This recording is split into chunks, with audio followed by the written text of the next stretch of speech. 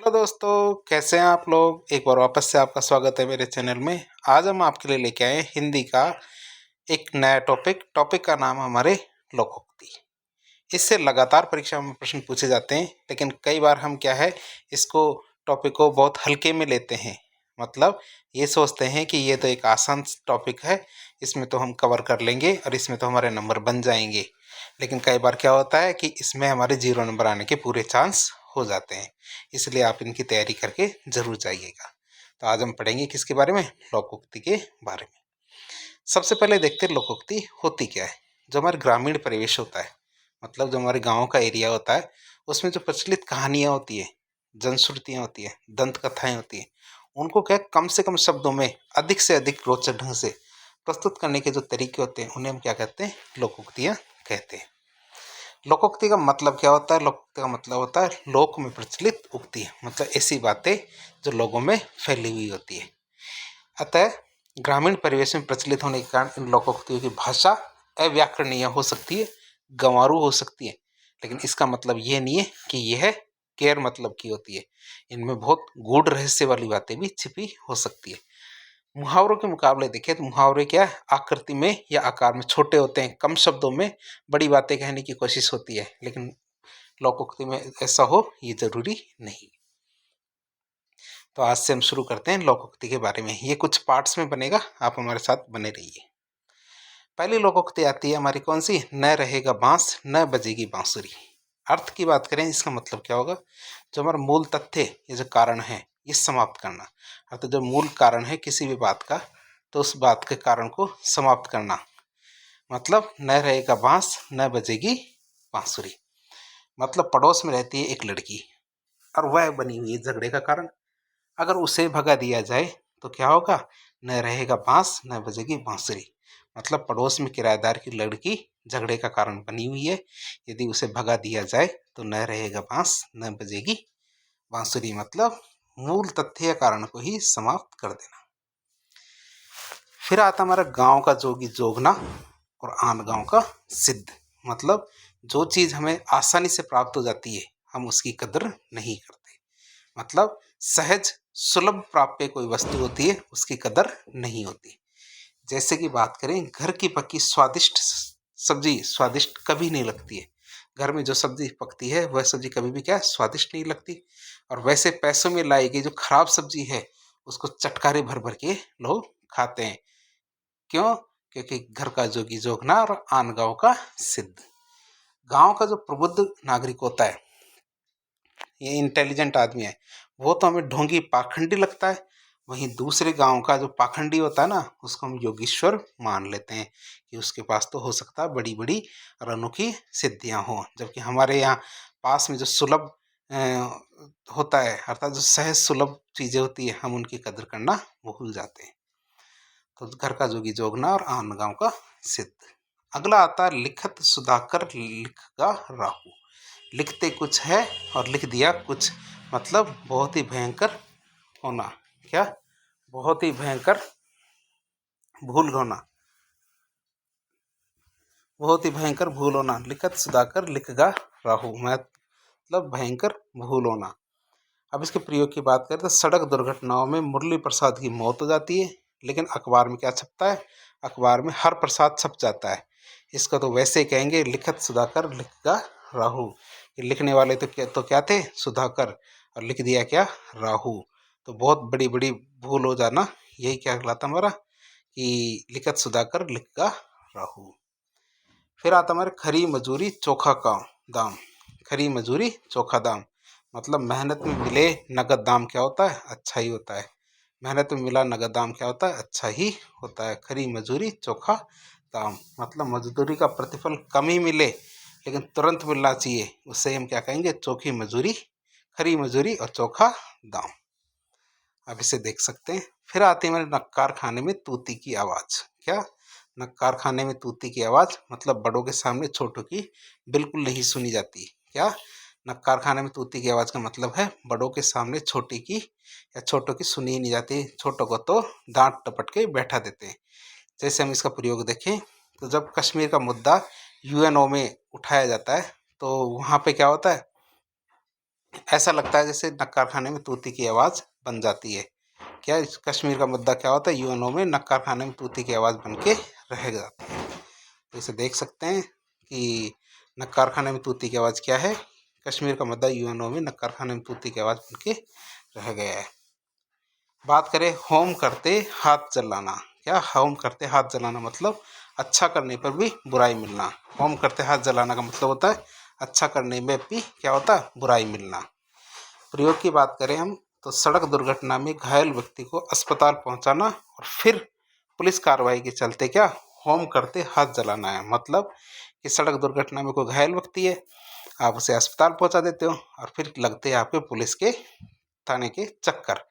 तो कई बार क्या है, अच्छा काम करते हुए भी क्या बुराई मिल जाती है। इसे हम क्या कहते हैं, होम करते हाथ जलाना। अगली लोकोक्ति आती हमारी ईश्वर की माया कहीं धूप कहीं छाया। मतलब असंबद्ध बातें, मतलब बेमेल बातें कि मतलब कोई तो माला माल है और कोई निरा कंगाल है। वाह, ईश्वर की माया कहीं धूप कहीं छाया। ईश्वर की माया कहीं धूप कहीं छाया मतलब असंबद्ध होना। कोई तो माला माल है और कोई क्या है, निरा कंगाल है। वाह, ईश्वर की माया कहीं धूप कहीं छाया। अगली वो लोकोक्ति आती है आए थे हरिभजन को। मतलब काम कुछ करने आए थे और ओटन लगे कपास, मतलब दूसरा काम करने लगे। मतलब महान उद्देश्य लेकर आए थे और भटक कर क्या गौण उद्देश्य में लग गए। क्या महान उद्देश्य को तो लेके आए थे और आप भटक गए और भटक कर क्या करने लगे, गौण उद्देश्य में लग गए। प्रयोग की बात करें तो बेचारा बनने आया था आरएस और बेचने लगा अखबार। ये तो वही हुआ कि हरिभजन को आए थे ओटने लगे कपास, कि ईश्वर के भजन को आए थे कपास ओटने लग गए। अर्थात असंबद्ध बातें हैं इसमें।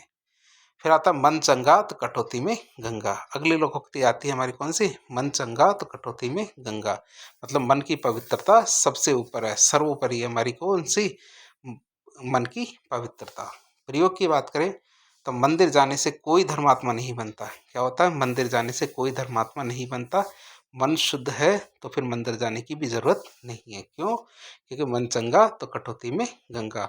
मतलब मन की पवित्रता सबसे पहले है, मन का पवित्र होना सबसे ज़्यादा जरूरी है। और अब बाहर के जो दिखावे होते हैं वो करने की आपको जरूरत नहीं है। तो मन चंगा तो कटौती में गंगा, मतलब मन की पवित्रता सर्वोपरि है। प्रयोग की बात करें एक बार वापस तो मंदिर जाने से कोई धर्मात्मा नहीं बनता। मन शुद्ध है तो फिर मंदिर जाने की आवश्यकता नहीं है। क्यों, क्योंकि मन चंगा तो कटौती में गंगा। अगली लोकोक्ति आती है हमारी में कौन सी, सांप मरे न लाठी टूटे। क्या सांप मरे न लाठी टूटे मतलब काम भी हो जाए और नुकसान भी ना हो। क्या काम भी हो जाए और क्या नुकसान भी ना हो। प्रयोग की बात करें तो कश्मीर समस्या का हल इस प्रकार हो। क्या कश्मीर समस्या का हल इस प्रकार हो कि कश्मीर भी हमें मिल जाए और युद्ध भी ना करना पड़े। मतलब सांप भी मरे न लाठी टूटे। तो हमें क्या करना है, पाकिस्तान से कश्मीर को हमें वापस भी लेना है और लेना किस तरह से, इस तरह से कि कश्मीर भी हमें मिल जाए और हमें इसके लिए कोई युद्ध भी ना करना पड़े। तो इसे हम क्या कहेंगे, सांप मरे न लाठी टूटे। फिर अगली लोकोक्ति आती है हमारी कौन सी, लोकोक्ति का नाम हमारे खुदा गंजे को नाखून न दे। क्या खुदा गंजे को नाखून न दे मतलब अयोग्य को अधिकार मिलना। प्रयोग की बात करें तो कुछ लोग जातीय दुश्मनी के चलते, क्या कुछ लोग जातीय दुश्मनी के चलते अधिकारी बनने पर सबसे पहले क्या करते हैं, रंजिश निकालते हैं। क्यों, इसलिए क्या खुदा गंजे को कभी भी नाखून नहीं देता। मतलब ऐसी जो मनोस्थिति वाले जो लोग होते हैं उनको कभी भी अधिकारी नहीं बनाते, अर्थात उनको तरक्की भगवान नहीं होने देता। क्यों, क्योंकि जैसे उनको तरक्की मिलती है उनके अंदर क्या होती है, बदले की भावना, और बदले की भावना से क्या होते हैं, वो अब कुछ लोगों को नुकसान पहुंचाने की कोशिश करते हैं। तो खुदा गंजे को कभी भी नाखून न दे, अयोग्य व्यक्ति को अधिकार नहीं मिलना चाहिए। तो इसमें एक बार वापस प्रयोग देख लें, कुछ लोग जातीय दुश्मनी के चलते अधिकारी बनने पर रंजिश निकालते हैं किंतु खुदा गंजे को कभी भी नाखून नहीं देता है। अगली लोकोक्ति आती है हमारी, 4 दिन की चांदनी और फिर अंधेरी रात। मतलब क्षणिक सुख और लंबा दुख। मतलब कुछ समय के लिए तो सुख और दुख कैसा, बहुत लंबा दुख। प्रयोग की बात करें तो अमीर होने पर इंसान इंसानियत भूल जाता है। क्या होता है, अमीर होने पर इंसान क्या होता है, इंसानियत भूल जाता है। पर लक्ष्मी तो आती जाती है। मतलब लक्ष्मी तो आती जाती रहेगी। ये तो वैसे 4 दिन की चांदनी है, फिर अंधेरी रात है, कि जब तक आपके पास लक्ष्मी है तब तक आप अमीर हो, और जैसे आपके पास लक्ष्मी गई और आप तुरंत गरीब हो जाओगे। इसलिए आपको अपनी इंसानियत नहीं भूलनी चाहिए। अगली लोकोक्ति आती है हमारी, एक अनार और 100 बीमार। क्या है हमारी अगली लोकोक्ति? एक अनार और 100 बीमार, मतलब आवश्यकता से बहुत कम उत्पादन होना। क्या? आवश्यकता से बहुत कम उत्पादन होना। प्रयोग की बात करें तो सरकारी नौकरी की अपेक्षा बेरोजगारी की संख्या इतनी अधिक है कि एक अनार 100 बीमार वाली कहावत चरितार्थ होती है। क्या? सरकारी नौकरी की अपेक्षा क्या होती है? बेरोजगारी की संख्या इतनी अधिक है कि एक अनार 100 बीमार वाली कहावत चरितार्थ होती है। यहाँ पे देखने को मिलती कि आवश्यकता से बहुत कम उत्पादन होना, एक अनार 100 बीमार। फिर बात आती है अगली लोकोक्ति की, कि लोकोक्ति अंधा बांटे रेवड़ी फिर अपनों को दे। क्या है? अंधा बांटे रेवड़ी फिर अपनों को दे, मतलब स्वार्थी व्यक्ति के द्वारा अपनों को लाभ पहुंचाना। क्या होता है? स्वार्थी व्यक्ति के द्वारा क्या होता है? अपनों को लाभ पहुंचाना। यही होता है हमारा अंधा व्यक्ति के लिए कही गई बात, कि अंधा बांटे रेवड़ी फिर अपनों को दे। इसके प्रयोग की बात करें तो अधिकार प्राप्त होने पर अधिकारी महोदय ने लाभ के सभी पदों पर क्या किया? भाई भतीजों को पहुंचा दिया। क्या? जब भी अधिकारी महोदय को लाभ का पद प्राप्त होता है तो वो क्या करता है? लाभ के सभी पदों पर क्या करता है? भाई भतीजों को पहुंचा देता है। और यह सिद्ध कर दिया उसने कि अंधा बांटे रेवड़ी और क्या, फिर अपनों को ही दे। अंधा बांटे रेवड़ी फिर अपनों को दे। अधिकार प्राप्त होने पर अधिकारी महोदय ने लाभ के सभी पदों पर भाई भतीजों को पहुंचाकर यह सिद्ध कर दिया कि अंधा बांटे रेवड़ी फिर अपनों को दे। स्वार्थी व्यक्ति के द्वारा अपनों को ही लाभ पहुंचाया जाता है। अगली लोकोक्ति आती है हमारी, आई मौज फकीर की, दिया झोपड़ा फूंक। मतलब सब कुछ नष्ट कर देना। जब फकीर ही बन गए हो तो आ गई मौज, आ गई तो आ गई। क्या किया? दिया झोपड़ा फूंक दिया तो फूंक दिया, तो वो सब कुछ नष्ट कर देना। प्रयोग की बात करें तो मोहन नौकरी, घर परिवार, धन संपत्ति सबका मोह त्याग करके ऐसा सन्यासी हो गया कि जैसे कि आई मौज फकीर की, कि दिया झोपड़ा फूंक, उसे कोई फर्क ही नहीं पड़ता। चीज़ों को लेकर फर्क पड़ना ही बंद हो जाता है। वह सब कुछ नष्ट करने के लिए तैयार रहता है कभी भी, और उसको किसी भी चीज़ से कोई फर्क नहीं पड़ता। तो आई मौज फकीर की, दिया झोपड़ा फूंक। उतर गई लोई तो क्या करेगा कोई। इसका मतलब व्यक्ति बहुत ज़्यादा बेशर्म हो गया, और बेशर्म हो गया है तो उसके लिए यही कहना उचित रहेगा। उतर गई लोई कि बेशर्मी हट गई है, तो अब उसको कितनी ही गाली दे दो, कितनी ही बुराई कर लो, उसके कोई फर्क नहीं पड़ता। प्रयोग की बात करें तो राकेश इतना बेशर्म हो गया है कि तकाजों की परवाह किए बिना कर्जा लिए जा रहा है। क्योंकि उतर गई लोई तो क्या करेगा कोई, अब उसे फर्क पड़ना बंद हो गया है कि कोई क्या कहेगा इस बारे में। फिर आता है ओछे की प्रीत, बालू की भीत। ओछे मतलब जो दुष्ट व्यक्ति होते हैं उनके जो प्रेम होता है वो बालू की भीत की तरह होता है। अर्थात कि उनकी दोस्ती, उनका प्रेम क्या है? बालू की भीत, मतलब जरूरत पे काम नहीं आएगा। ओछे की प्रीत, बालू की भीत मतलब दुष्टों की संगति क्षणिक होती है। दुष्टों की संगति क्या होती है? कम समय के लिए होती है। दुष्टों की संगति कभी लाभप्रद नहीं होती है। प्रयोग की बात करें तो दुष्ट व्यक्ति किसी सामाजिक बंधन को स्वीकार नहीं करता। उसके बंधन तो बालू की भीत के समान क्षणिक होते हैं। जहाँ उसको फायदा मिलता है, जहाँ उसका फायदा हो रहा है, वहाँ वह आगे बढ़ता है, बाकी वह क्या करता है? पीछे हट जाता है। तो दुष्ट व्यक्ति क्या है? किसी सामाजिक बंधन को स्वीकार नहीं करता। उसके बंधन तो बालू की भीत के समान ही क्षणिक होते हैं। गुड़ दे, गुड़ न दे पर गुड़ किसी बात तो कहे, या फिर गुड़ न दे पर गुड़ किसी बात तो कहे, मतलब मीठी बात कहना। प्रयोग की बात करें तो वर्तमान में ऐसे लोग अधिक हैं जो जहर भरे वाणी के बाण मारते हैं, परंतु इंसान को चाहिए कि वह क्या करे? गुड़ न दे पर गुड़ जैसी मीठी बात तो कहे। कम से कम इतनी बात तो मानो हमारी कि गुड़ मत दो लेकिन मीठी बात तो कर लो। कई बार क्या है, इस तरह के दुष्ट व्यक्ति होते हैं जिनके साथ आप यदि 5-10 मिनट बिताते हो तो आपका मूड ऑफ कर जाता है। क्यों? क्योंकि वो बातों बातों में कोई ना कोई ऐसी बात ज़रूर कह देते हैं जिससे क्या आपका मूड ऑफ हो जाए। तो उनके लिए कही गई कहावत है कि भाई आप गुड़ मत दो। क्या? अपनी जेब में से गुड़ का मतलब होता है कि अपनी धन संपदा आपसे नहीं मांग रहे, आप हमसे प्यार से तो बात कर ही सकते हैं। तो उनके लिए कही गई है। फिर आता है न नौमन तेल होगा न राधा नाचेगी। कई बार क्या है, ऐसी शर्तें रख देते हैं जो असंभव जैसी हो, जो पूरी नहीं हो सके, उसी के लिए कही गई बात है कि कोई असंभव शर्त वाली बात आ जाती तो उसके लिए कहा जाता है न नौमन तेल होगा न राधा नाचेगी, कि न तो नौमन तेल बनेगा न राधा नाचेगी, क्योंकि राधा ने कह दिया कि नौमन तेल होगा तभी मैं नाचूंगी, तो उसने ऐसी शर्त रख दी जो संभव ना हो। प्रयोग की बात करें तो जब लड़की की विदाई का समय था तब मास्टर जी से क्या कहा कि 5 लाख रुपए की रकम दो तभी हम लड़की को लेके जाएंगे। तो वर पक्ष की ऐसी शर्त थी। इसको तो साफ साफ मान समझ में आ गया कि न तो नौमन तेल होगा न राधा नाचेगी, न तो मास्टर जी के पास 5 लाख रुपए हैं, न ही लड़की की विदाई हो पाएगी। तो असंभव जैसी शर्त रखने का मतलब है हमारे न नौमन तेल होगा न राधा नाचेगी। फिर आता सहज पके सो मीठा होए, उचित समय होने पर ही कार्य का लाभ मिलता है। कई बार क्या है कि किसी भी चीज़ में जितना समय लगता है उसमें उतना ही समय लगेगा। आपकी जल्दबाजी करने से वह चीज़ जल्दी नहीं आएगी। तो उसमें जैसे बच्चे को जन्म लेने में 9 महीने का समय लगता है, तो लगता है आप इसको 2 महीने के अंदर नहीं जन्मा सकते। तो उसी तरह से सहज पके सो मीठा होए, क्योंकि 2 महीने में यदि बच्चा जन्म लेगा तो आप सोच सकते हैं वो क्या होगा। प्रयोग की बात करें तो राम समय से पहले पुत्र प्राप्ति के लिए पत्नी को सैकड़ों दवाइयां दिलवा रहा है, ठीक है, लेकिन सभी को पता है कि सहज पके सो मीठा हुए, जो आराम से होगा वही ठीक है। इसका कई बार नुकसान भी उठाना पड़ सकता है जल्दबाजी का। फिर आता है हमारे दूध का दूध और पानी का पानी, मतलब न्याय और अन्याय में भेद करना। क्या न्याय और अन्याय में भेद करना, मतलब दूध का दूध और पानी का पानी। प्रयोग की बात करें तो अपराधी को अपराध की सजा देकर जज महोदय ने क्या किया, दूध का दूध और पानी का पानी कर दिया। अपराधी को क्या किया, अपराध की सजा दे दी, और अपराध की सजा देकर जज महोदय ने क्या किया, दूध का दूध और पानी का पानी कर दिया। मतलब न्याय का न्याय कर दिया और अन्याय का अन्याय कर दिया।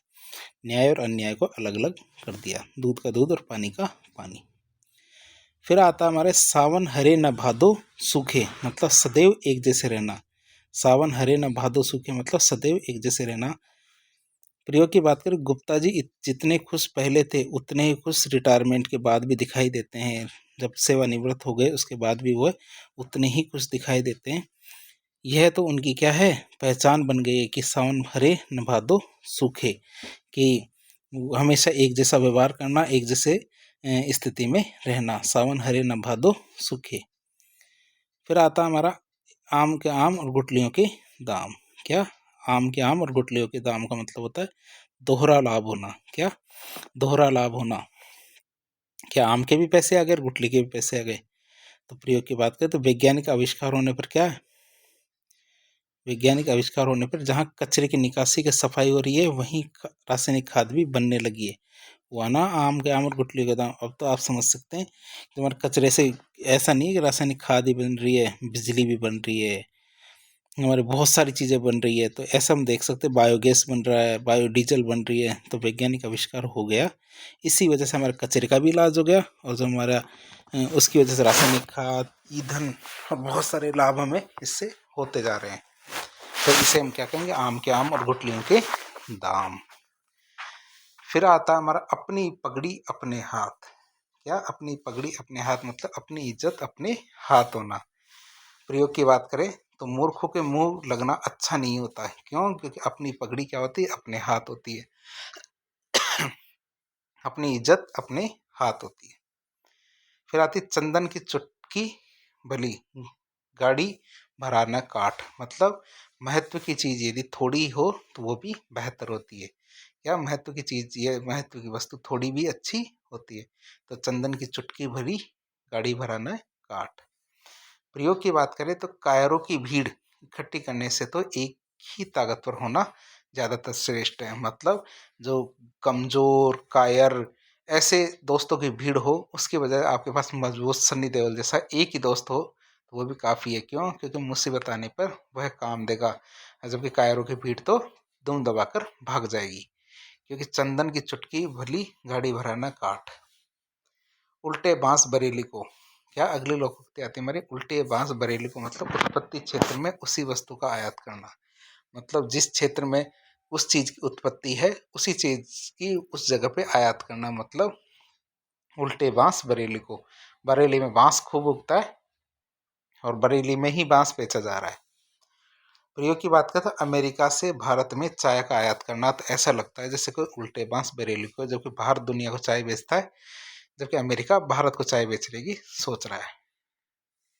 तो उसके लिए तो यही बात कहनी होगी। फिर आता खग जाने खग की ही भाषा।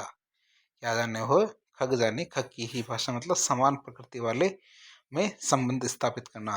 खग जाने खग की ही भाषा मतलब समान प्रकृति वालों में संबंध स्थापित करना।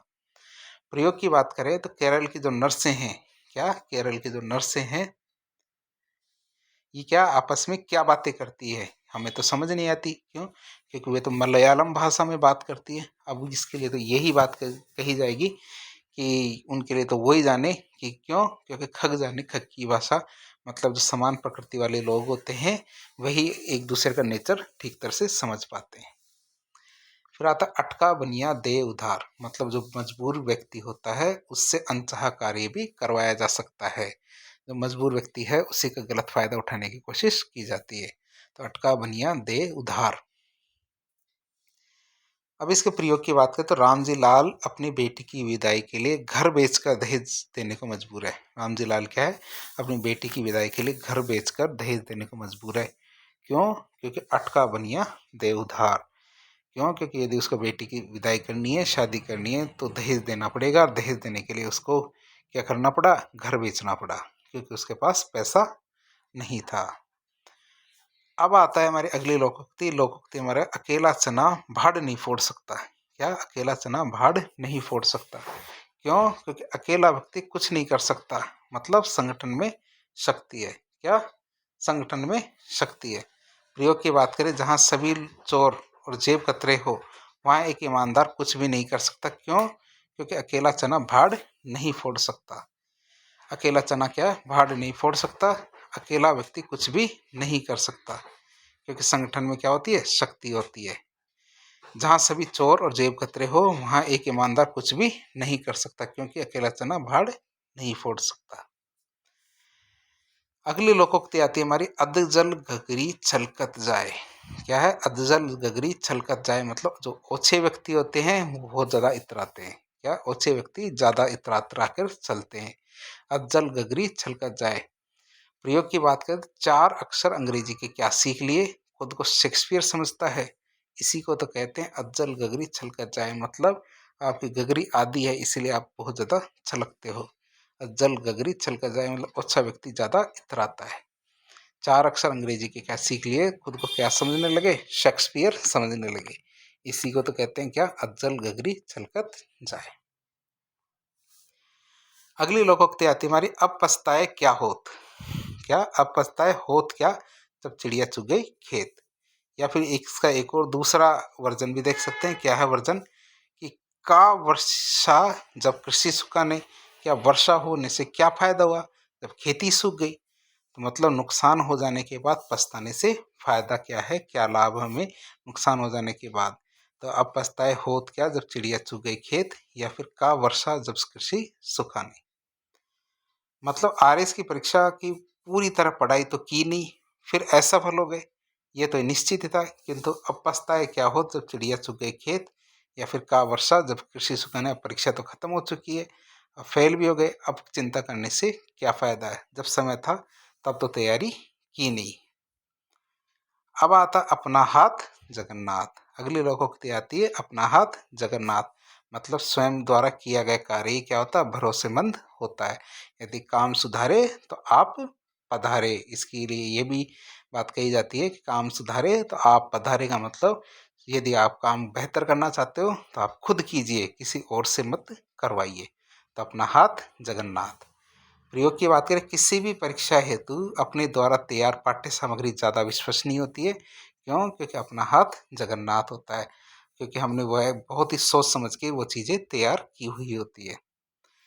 अगले लोकोक्ति हमारी अकल बड़ी या भैंस। शक्ल से या आकार से देखें तो भैंस ही बड़ी होती है, तो वो देख सकते हैं अकल बड़ी या भैंस। तो बाहुबल से बुद्धिबल श्रेष्ठ होता है। प्रयोग की बात करें, प्रत्येक युग में शासन कौन करता है? बुद्धि वाला व्यक्ति। तो प्रत्येक युग में शासन बुद्धि के बल पर ही चलता है, शारीरिक ताकत से तो के दम पर नहीं। क्यों? क्योंकि अकल बड़ी या भैंस। भैया भैंस ही बड़ी होती है, नहीं नहीं अकल बड़ी होती है। आगे बात करें हम अगली लोकोक्ति, अपनी अपनी ढपलीर अपना अपना राग। हर कोई अपनी अपनी बात कहता फिरता है, जैसी जैसी ढपलीर वैसा वैसा राग। तो मतलब किसी भी नेता का राष्ट्र हित में कोई ध्यान नहीं है, सब अपनी अपनी ढपलीर अपना अपना राग अलाप रहे हैं, अपनी अपनी बात कहते फिर रहे हैं, देश की तो कोई बात ही नहीं कर रहा है। तो अपनी अपनी ढपलीर अपना अपना राग मतलब अलग अलग मत रखना। आगे आता हमारा, अन्न मांगे मोती मिले, मांगे मिले न भीख। मतलब भाग्य का लिखा मिलना, अर्थात जो आपके भाग्य में नहीं लिखा हुआ वह आपको नहीं मिलेगा, और जो आपके भाग्य में लिखा है वह आपसे कोई नहीं छीन सकता। मतलब बिना मांगे आपको मोती मिल जाएंगे, मांगे मिले न भीख। भगवान के नाम पे दे दे भैया, आगे बढ़ो। तो वह है कि आप यदि मांगोगे ज़्यादा तो आपके भाग्य में नहीं है तो कुछ नहीं मिलेगा, और यदि आपके भाग्य में है तो बिल्ली के भाग से छीका भी टूटकर गिर जाएगा। मतलब भाग्य का लिखा हुआ जरूर मिलेगा। प्रयोग की बात करें, जब मनुष्य के भाग्य में सुख लिखा होता है, क्या, जब मनुष्य के भाग्य में सुख लिखा होता है तो वह बिना मांगे ही मिल जाता है, किंतु बुरे दिन आने पर मुंह मांगी मौत भी नहीं मिलती। इसे तो कहते हैं अन्न मांगे मोती मिले, मांगे मिले न भीख। आप इसे याद रखेंगे। तो वाक्य का प्रयोग आपको एक बार वापस बताते हैं, जब मनुष्य के भाग्य में सुख लिखे हों तो बिना मांगे ही मिल जाएंगे सुख, किंतु बुरे दिन आने पर मुंह मांगे मौत भी नहीं मिलती। इसी को कहते हैं क्या, अन्न मांगे मोती मिले, मांगे मिले ना भीख। अपना लाल गवाए के दर दर मांगे भीख। मतलब अपनी वस्तु होकर दूसरों के सामने हाथ फैलाना, क्या, अपनी वस्तु होकर दूसरों के सामने हाथ फैलाना। अपना लाल गवाए के दर दर मांगे भीख। प्रयोग की बात करें तो कश्मीर समस्या का समाधान भारत के हाथ में था, फिर यूएनओ में जा पहुंचा। भारत अमेरिका से समस्या का समाधान ढूंढता फिर रहा है। इसी को कहते हैं अपना लाल गवाए के दर्दन मांगे भीख। मतलब कि इसका समाधान करना केवल भारत अपने पक्ष से कर सकता था, लेकिन गलती से भारत कहाँ चला जाता है, यूएनओ के। अब यूएनओ में चला गया तो अब उसको मामला उसके हाथ से निकल गया, भारत के हाथ से। अब जब मामला हाथ से निकल गया तो अब दूसरों के सामने रिक्वेस्ट ही बची है। तो अपना लाल गवाए के दर दर मांगे भीख। अगली लोकोक्ति आती है, अपना दाम खोटा हो, क्या, अपना दाम खोटा हो तो परखने वालों को क्या दोष। मतलब अपनी वस्तु खराब हो तो दूसरों को दोष नहीं दिया जाता। प्रयोग की बात करें तो कश्मीर समस्या के समाधान के प्रश्न पर जब भारतीय नेता ही एक मत नहीं है तो पाकिस्तान को क्यों दे रहे हो। तो पाकिस्तान को दोष देना उचित नहीं है। क्यों, क्योंकि जब अपना दाम ही खोटा है तो परखने वालों को क्या दोष देना। मतलब आप अपनी तरफ से ही ठीक नहीं है तो दूसरों को कैसे चेक कर सकते हो। तो अपना दाम खोटा हो तो परखने वाले का क्या दोष, अपनी वस्तु खराब हो तो दूसरे को दोष नहीं दिया जाता। तो प्रयोग एक बार वापस देख ले, कश्मीर समस्या के समाधान के प्रश्न पर जब भारतीय नेता ही एक मत नहीं है तो पाकिस्तान को दोष देना उचित नहीं है, क्योंकि अपना दाम खोटा हो तो परखने वाले का क्या दोष। अपनी करनी पार उतरनी। मतलब अपना किया कार्य ही क्या होता है, शुभ होता है। क्या होता है, अपना किया कार्य ही क्या होता है, शुभ होता है। प्रयोग की बात करें तो अपने द्वारा किया गया कार्य चाहे बहुत अच्छा न हो किंतु आनंद की अनुभूति होती है। क्यों, क्योंकि उसमें अपनी करनी पार उतरने वाली कहावत चरितार्थ होती है। क्योंकि जब बिजनेस अपना होता है तो बिजनेस अपना होता है तो उसकी तो बात ही कुछ और होती है, क्योंकि इससे क्या होता है, आनंद की अनुभूति होती है। फिर अगली लोकोक्ति की बात करते, अपनी गली में तो कुत्ता भी शेर होता है। क्या, अपनी गली में तो कुत्ता भी शेर होता है। अपने घर में निर्बल भी बलवान होता है। क्या होता है, अपने घर में तो निर्बल भी बलवान होता है। प्रयोग की बात करें, अपने देश में 2-2 शतक लगाने वाले क्रिकेट खिलाड़ी विश्व कप में 0 पर आउट होके बाहर हो गए। इसे तो कहते हैं अपनी गली में तो कुत्ता भी शेर होता है। घर की क्रिकेट सीरीज में तो शतक लगा रहे हो, जो भी 2-2 और 0 पर आउट हो रहे वर्ल्ड कप में, तो अपनी गली शेर बलवान होता है, कुत्ता भी बलवान होता है। अपने घर में तो निर्बल भी बलवान होता है। बलवान होना तो बाहर होके दिखाओ। फिर आता अरहर की टट्टी और गुजराती ताला। मतलब अरहर की तो टाटी है, जो हमारी कूलर होता है, कूलर में क्या होता है, टाटी होती है। और टाटियाँ होती है, यदि आपने देखा हो कूलर में जो पानी चलाने के लिए जो खिड़कियाँ होती है, खिड़कियों में टाटियाँ लगाई जाती है, और उसके भी आप लगा रहे गुजराती ताला। अब आपको सोचना चाहिए उन टांटियों को भी कौन चोर के लेके जाएगा। मतलब कुप्रबंधन, मतलब जो मूल्यहीन वस्तु है इसकी अधिक सुरक्षा की जाती है। प्रयोग की बात करें, दूधिया ने क्या किया, अपहरणकर्ताओं का पता क्या बताया, श्रीमान जी को उच्च स्तरीय सुरक्षा दी जा रही है। इसे तो कहेंगे क्या, अरहर की टाटी और गुजराती ताला। ये दूधिया था तो दूधिया ने कहा कि मेरा किडनैप होने वाला है, बस इतना कहते उसको Z+ सिक्योरिटी मिल गई, तो उसका कोई अपहरण करके क्या करेगा। लेकिन ठीक है, आम आदमी के भी सुरक्षा जरूरी है। फिर आता अपने मुंह मियाँ मिट्ठू बनना, अपनी तारीफ खुद करना। अपने मुंह मियाँ मिट्ठू बनना मतलब अपनी तारीफ खुद करना, अपनी बड़ाई आप करना। प्रयोग की बात करें तो जीवन में चाहे मच्छर भी न मारा हो फिर भी व्यक्ति स्वयं को शैतान सिंह से कम नहीं कहता। यही तो है अपने मुंह मियाँ मिट्ठू बनना। तो वह है अपनी तारीफ खुद करना, अपनी बड़ाई अपने आप करना, मियाँ मिट्ठू बनना अपने मुंह। अब सतवंती होकर बैठी लूट लिया संसार, मतलब जवानी में दुष्कर्म कर बुढ़ापे में धर्मात्मा बनना। मतलब अब सतवंती होकर बैठी है और लूट लिया संसार। प्रयोग की बात है, जीवन भर लूटा, हत्या की, चोरी डकैती की, अब फिर करते फिरने के बाद सफेद पोश नेता बन गए। इसे तो कहेंगे अब सतवंती होकर बैठी लूट लिया संसार। कि मतलब जवानी में तो दुष्कर्म करके बुढ़ापे में धर्मात्मा बन जाना। अगली लोकोक्ति आती है, अभी दिल्ली दूर है, मतलब लक्ष्य आपसे अभी दूर होना। लक्ष्य से आप दूर हैं, इसका मतलब है दिल्ली अभी दूर है।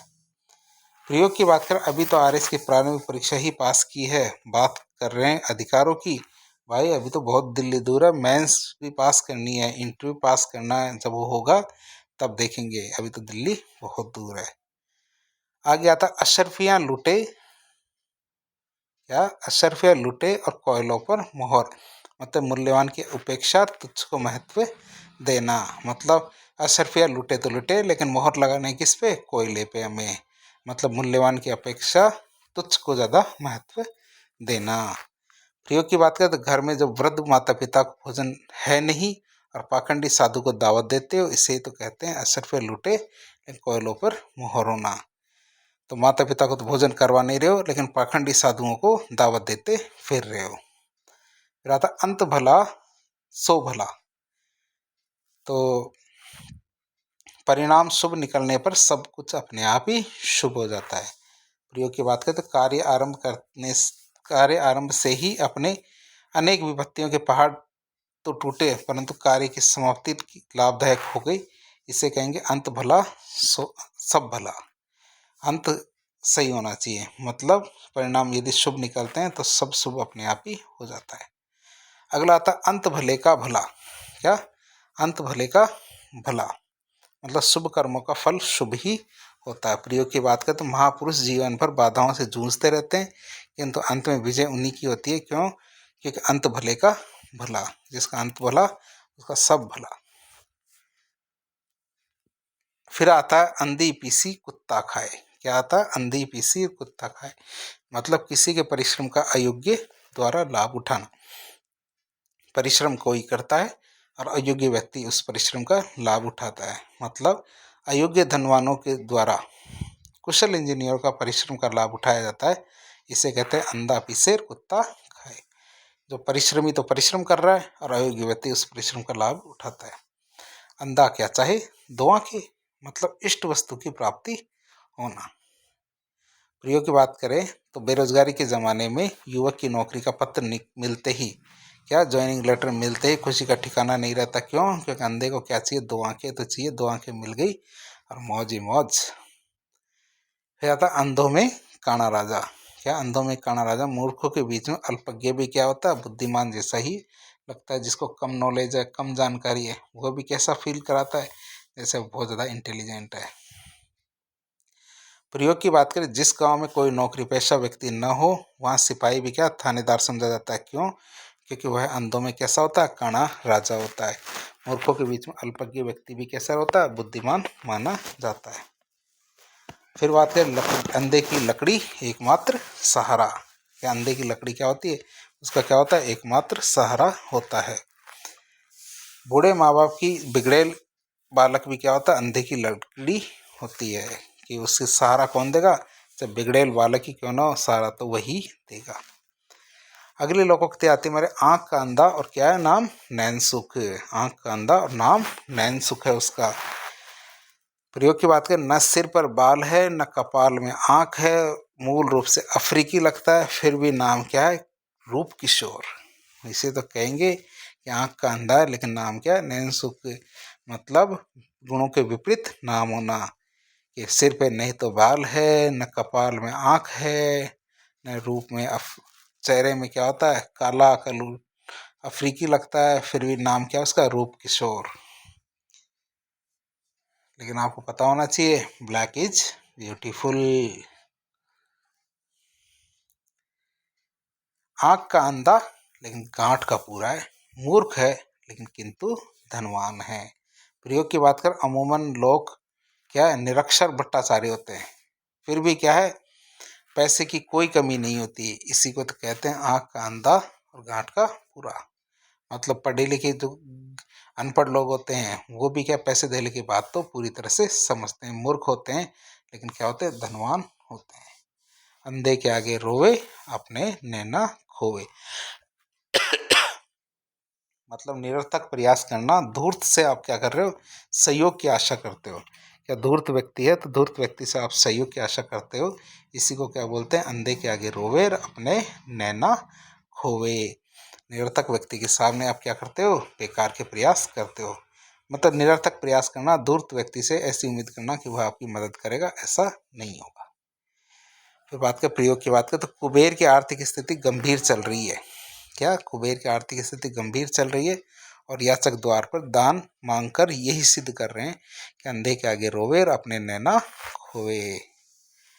कुबेर की आर्थिक स्थिति गंभीर चल रही है, वो तो वही खुद ही कर्जा ले लेके, लोन ले लेके अपने खर्चे निकाल रहा है, और याचक गेट पे खड़ा है कि भैया कुबेर की नगरी में आके कुछ न कुछ दान मिलेगा, तो भैया उसके आगे तो कितना ही रो लो, अपने नैना खोने के बराबर ही है। फिर आता है अंधे के हाथ बटेर लगना, मतलब अनायास लाभ प्राप्ति होना, मतलब आपने कोई प्रयास नहीं किया फिर भी आपको फायदा हुआ। अपात्र व्यक्ति को कोई बढ़िया स्तरीय चीज मिल जाती है, तो इसे हम क्या कहते हैं, अंधे के हाथ बटेर लगना। आगे बात करें, शिक्षकों की हड़ताल होने से, बोर्ड की परीक्षाओं में पुलिस वालों की तैनाती होने से कुछ बच्चे क्या बिना पढ़े ही प्रथम श्रेणी से उत्तीर्ण हो गए, इसी को कहते हैं अंधे के हाथ बटेर लगना। ठीक है, तो ये देख लें, शिक्षकों की हड़ताल होने से क्या, बोर्ड की परीक्षाओं में पुलिस वालों की तैनाती होने से क्या कुछ बच्चे बिना पढ़े क्या होता है, पहले फर्स्ट ग्रेड से फर्स्ट डिवीजन से पास हो जाते हैं, अंधे के हाथ बटेर लगने जैसी वाली बात होती है। राह चलते गरीब को जो संदूक मिला था उसमें सोने की ईंट निकली, ये तो वही बात हुई, अंधे के हाथ बटेर लगा। राह में चल रहा था कोई गरीब आदमी, उसको मिल गई सोने से संदूक, और उसमें क्या क्या रखी थी, सोने की ईंट। फिर आता अगली लोकोक्ति, अंधेर नगरी चौपट राजा, मतलब कुप्रशासन, मूर्ख दुखिया महामूर्ख जनता। क्या कि कुप्रशासन, मूर्ख मुखिया, महामूर्ख जनता। आगे आता हमारा प्रयोग की बात करें, अंधेर नगरी चौपट राजा, मतलब मूर्ख मुखिया भी मूर्ख है तो जनता उससे महामूर्ख है। सरकारी तंत्र में ऊपर से नीचे तक इतना भ्रष्टाचार है कि कोई सुनने वाला देखने वाला नहीं है, वहाँ अंधेर नगरी चौपट राजा वाली कहावत देखने को मिलती है। कहाँ, हमारे सरकारी तंत्र में। फिर आती अंधा क्या जाने बसंत बहार। क्या, अंधा क्या जाने बसंत बहार, मतलब अभोग्य वस्तु का आनंद नहीं लिया जा सकता, मतलब जिसका आप उपभोग नहीं कर सकते आप उसका आनंद भी नहीं ले सकते हो। अंधा क्या जाने बसंत बहार, मतलब प्रयोग की बात करें तो गृहस्थ को सुख और दुखों का असली अनुभव कैसा होता है, बेचारा अविवाद क्या जाने, क्यों, ये अंधा क्या जाने बसंत बहार। इसका मतलब है अविभोग्य वस्तु का आनंद नहीं लिया जा सकता।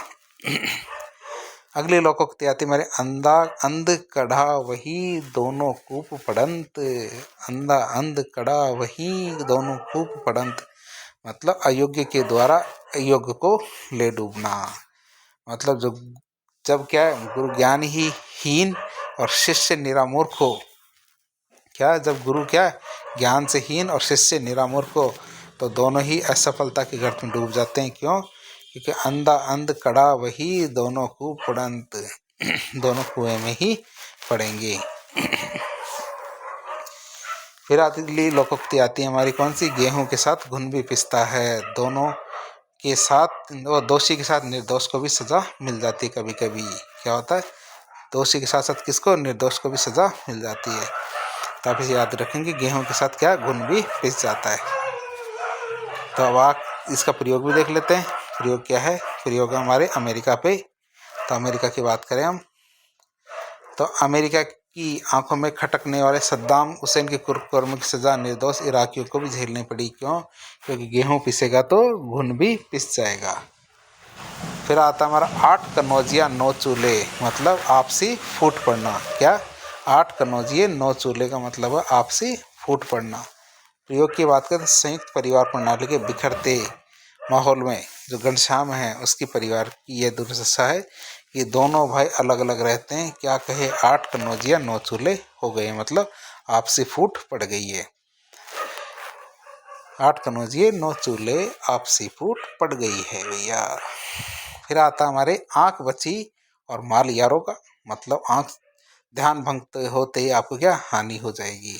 प्रयोग की बात करें, शहरों में लूटपाट की बढ़ती वारदातों के कारण अपने सामान से बस थोड़ा सा ध्यान क्या हटा कि माल ही गायब हो जाता है, क्योंकि आंख बची और माल यारों का हो जाएगा, मतलब चोरी हो जाएगी। फिर आगे आते हैं मेरे आधा तितर आधा बटेर। क्या आता है, आधा तितर आधा बटेर, मतलब बेमेल मिश्रण या अपूर्ण ज्ञान। प्रयोग की बात करें, आधुनिक शिक्षा प्रणाली छात्र के सर्वांगीण विकास के नाम पर ओछा ज्ञान देकर उसे आधा तितर आधा बटेर बना देती है। मतलब गीता के पिता ने गीता को उच्च शिक्षा दिलवाकर उसे आधुनिक बना दिया, किंतु ससुराल में उससे रूढ़ियों का अनुसरण करना पड़ता है। बेचारी गीता आधा तितर आधा बटेर बन के रह गई है, ना तो पूरी तरह से गृहस्थी संभाल पा रही है, ना ही पूरी तरह से वह क्या है, आगे शिक्षा लेके उच्च पद धारण कर पा रही है। फिर बाकी बात करें, आगे नाथ न पीछे पगहा। क्या, आगे नाथ न पीछे पगहा का मतलब पूर्ण अनियंत्रित, मतलब जिसको जो कंट्रोल से बाहर हो गया। प्रयोग की बात करें तो रमेश के घर में अब कोई भी उसे हिदायत देने वाला नहीं बचा, इसलिए उसके सुधरने की उम्मीद नहीं बची है। क्यों, क्योंकि अब आगे नाथ न पीछे पगहा, मतलब वह अनकंट्रोलेबल हो गया है। आगे आता आपत्ति काले मर्यादा नास्ती, मतलब विपत्ति में धर्म पालन नहीं किया जाता। जब मुसीबत आती है तो उसमें नियम कानून नहीं चलते हैं, विपत्ति में धर्म पालन नहीं होता। आपत्ति काले मर्यादा नास्ती, मर्यादा खत्म हो जाती है। प्रयोग की बात करें तो धर्मचंद ने गणेश मंदिर जाने का जो बीड़ा उठाया था, उसके दुर्घटना में अपाहिज होने से वह अधूरा रह गया। क्या करे भैया, आपत्ति काले मर्यादा नास्ती, भैया मुसीबत आ गई है तब उसे नियम कानून नहीं चलेंगे। फिर आता हमारा आबेल मुझे मार, मतलब जानबूझ के विपत्ति मोल लेना। मतलब आबेल मुझे मार का मतलब होता है जानबूझ के विपत्ति मोल लेना। प्रयोग की बात करें तो आपस में लड़ते हुए पति पत्नी की का बचाव करने पहुंचे रामजी लाल को ही दंपति ने जबकर पीट दिया। आता है किसी के झगड़े में बोलना तो ऐसा होता है जैसे कोई आबेल मुझे मार, तो झगड़े में तो बोलना ही नहीं चाहिए। फिर आदि छोड़ पूरी को ध्यावे, मतलब आदि छोड़ पूरी को ध्यावे, मतलब आदि को छोड़ के एक को का ध्यान करते हैं, कोशिश करते हैं तो पूरी मिले ना आदि पावे, तो पूरी भी जाती है और आदि भी जाती है। मतलब अधिक के लालच में थोड़े को भी गवा देना। क्या, अधिक के लालच में थोड़े को भी गवा देना, मतलब आदि छोड़ पूरी को ध्यावे, पूरी मिले ना आदि पावे। प्रयोग की बात करें तो लालची व्यक्ति ब्याज के लालच में मूलधन को भी गवा बैठता है, इसी को तो कहते हैं आदि छोड़ पूरी को ध्यावे, पूरी मिले ना आदि पावे। फिर आता आसमान से गिरा खजूर पर अटका। क्या, आसमान से गिरा खजूर पर अटका, मतलब एक विपत्ति के बाद दूसरी विपत्ति आना, एक विपत्ति के बाद दूसरी विपत्ति आना। प्रयोग की बात करें तो रमेश जेल से छूटकर कुछ समय पहले ही घर आया था कि पत्नी लंबी बीमारी के बाद चल बसी। बेचारा आसमान से गिरा और खजूर पे अटका। पहले तो खुद नहीं था, अब पत्नी नहीं है। फिर आता आग लगनते झोपड़ा जो निकले सो लाभ। आग लगने के बाद झोपड़े से जो निकल जाए वही फायदा रहता है। अधिक नुकसान से जो बचे वही लाभ माना जाना चाहिए।